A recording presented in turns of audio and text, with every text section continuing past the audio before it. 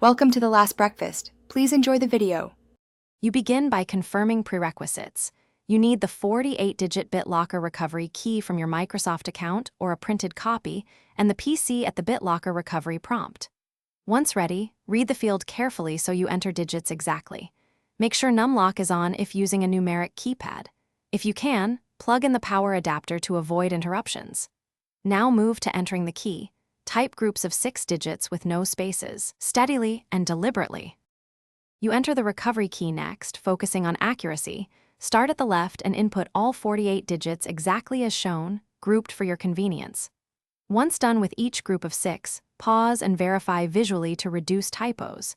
If your keyboard fails, switch to the on-screen keyboard from ease of access. This avoids stuck keys.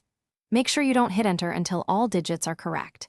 If the entry is accepted, Windows will validate and continue the boot process automatically. You finish by submitting the key and letting Windows resume startup. Press enter after verifying the full key. If the key is rejected, don't panic. Double-check the source in your Microsoft account or printed copy, then re-enter using the on-screen keyboard to avoid hardware errors. Make sure the device time hasn't drifted drastically. Rarely that can affect validation.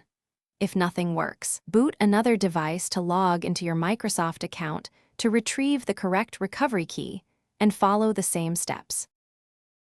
Thanks for watching. If this was helpful, leave a like and consider subscribing. See you next time.